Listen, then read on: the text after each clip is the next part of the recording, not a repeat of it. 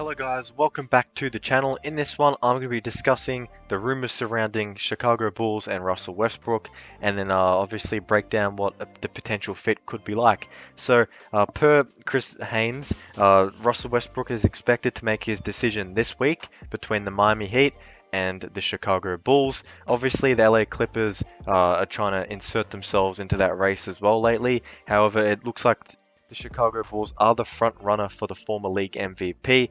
Now, Russell Westbrook this season, after committing to being the sixth man 3 games into the year, has looked pretty decent. Averaging 16 points, 8 assists, and 6 rebounds. Obviously shooting the three ball rather poorly at sub 30% on 4 attempts, and obviously Russ has improved on his turnovers this year compared to last year.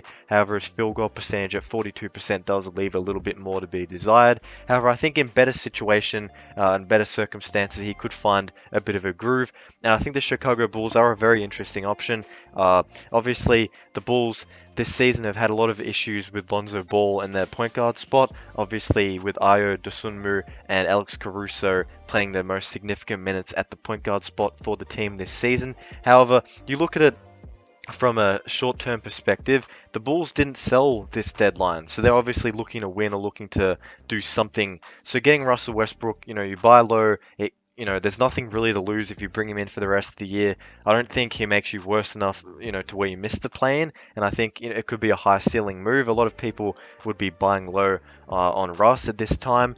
In terms of a contract, the Chicago Bulls are currently under the tax, so it would be a bit of a, you go over the tax when you bring Russell Westbrook in, so that's another factor to consider for the owners. And then you look at the Bulls so far this season, you could probably say they are going to be in a better position to surround Russ with some three-point shooting, as they make the same amount of threes as the Lakers per game, however take 2 less. So the Bulls are shooting 36% from 3 as a whole for a team, whereas the Lakers were shooting just below 34%.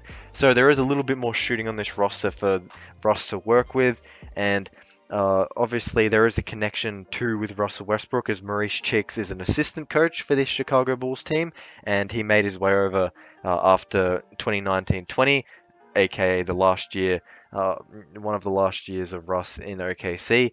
He spent around 4 seasons with Russ as an assistant for him, so they have obviously a strong relationship. Was an assistant coach in Russell Westbrook's MVP year, so that could be one guy who definitely knows how to get something out of him.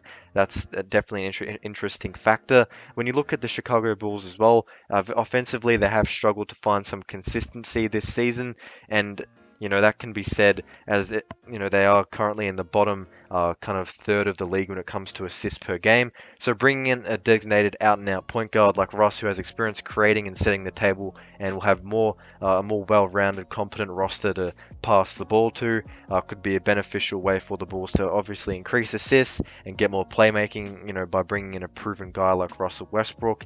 Now, obviously, we're going to address the obvious, and DeMar DeRozan and Russ probably isn't a great combination.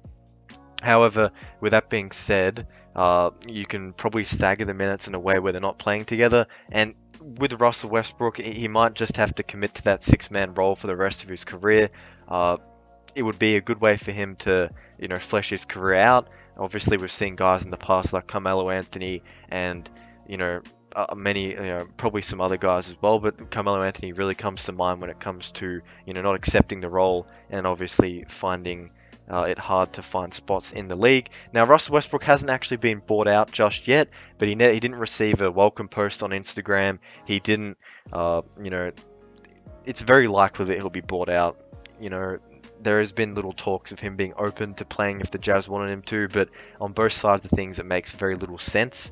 So that is that. And then the Bulls, there's probably a bit of desperation because they did just lose to the post-KD Kyrie trade Nets recently, so there could be a bit of motivation for the Bulls to make a move. It'll be very interesting to see what happens here. And I guess just a final thought as well, that many Bulls fans, you'd all know that the pick this year was traded to Orlando for Vucevic. It's top 4 protected, so there's an incentive there in it of itself to make this move and just try and make yourself as good as possible on paper at least. And if it doesn't convey, then next year it becomes a top 3 protected pick. So, there's motivation. That's probably why the Bulls didn't blow it up.